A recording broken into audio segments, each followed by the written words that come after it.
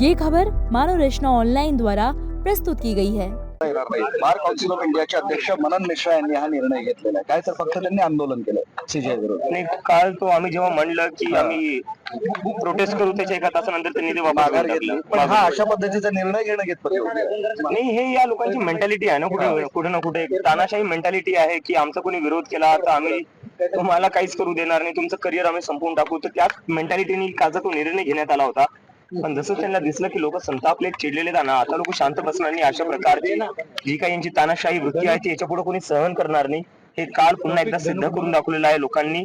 आणि जेनझीनी ज्या प्रकारे त्यांनी लगेच एका तासात हा निर्णय जो मागे घेण्यात आला, त्यावरनं आता मला वाटतं की सरकार कुठे ना कुठे समजायला लागली आहे की आता ही तानाशाही वृत्ती चालणार नाही. सौरभ दासांच्या राजीनाम्याची मागणी होते काही कारणावरून, काय नक्की प्रकरण आहे? कशावर म्हणजे आम्ही पण सोशल मीडियावरच ऐकलं सौरभ दासकडे कशासाठी राजीनामा, पक्षातून बाहेर व्हावं म्हणून. कशासाठी नाही तर काय कॉन्ट्रोवर्सी आहे ते कळत नाहीये म्हणून तुम्हाला विचारतोय. नाही ना काही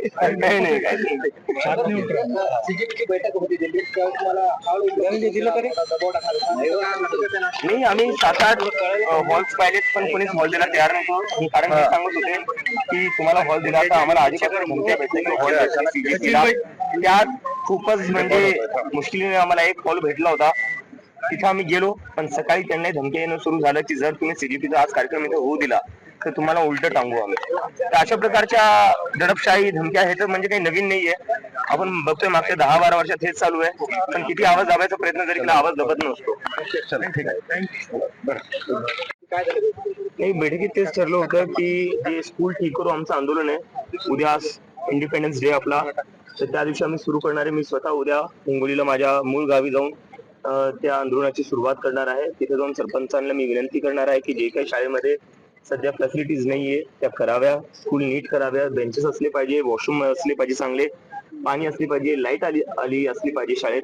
आणि असंच आम्ही जेवढी आमची टीम आहे सगळी देशभरात असे प्रत्येक ते त्यांच्या गावी जातील आणि तिथे जाऊन सरपंचांना आणि गावकऱ्यांना रिक्वेस्ट करतील. कारण की आम्हाला सगळ्यांच्या सहभागाने करायचंय, सगळ्यांना सोबत घेऊन करायचं. आणि मला नक्की वाटतं की हा एक असा मुद्दा आहे, गावातल्या ज्या शाळा आहेत त्याच्यासाठी सगळा देश एकत्र येईल. अभिजित, उद्या 15 ऑगस्ट आहे, काय स्वातंत्र्याची परिभाषा आहे तुमच्या मते?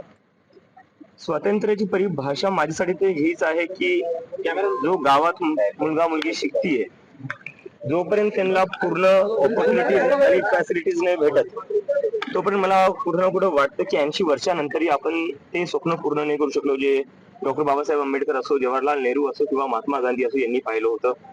जोपर्यंत आपला देश पूर्ण शिक्षित होत नाही आणि गावापर्यंत शिक्षित नाही, तोपर्यंत कुठं ना कुठं ते स्वप्न अपूर्ण राहणार आहे. आज मुख्यमंत्र्यांच्या उपस्थितीमध्ये तिरंगा रॅली कसं पाहताय?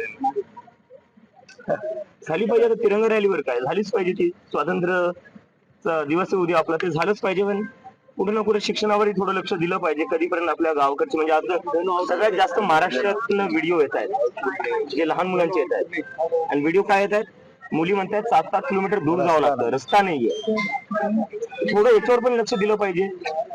एक वेगळा प्रश्न आहे सर. पुलिस की जो है थोड़ी सी भीड़ हुई, उसके ऊपर आप क्या कहेंगे?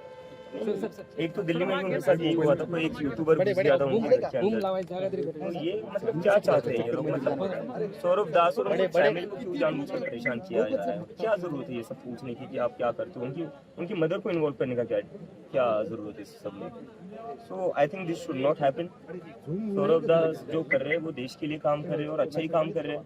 और उनके वजह से जो ये थे बार काउंसिल के चेयरमैन जो थे, उनके सौरभ के एक वीडियो के बाद उन्होंने तुरंत अपना जो नोटिफिकेशन था वो वापस ले लिया, जिसकी वजह से जितने भी वो स्टूडेंट्स थे लॉ के, उनका फ्यूचर बच गया.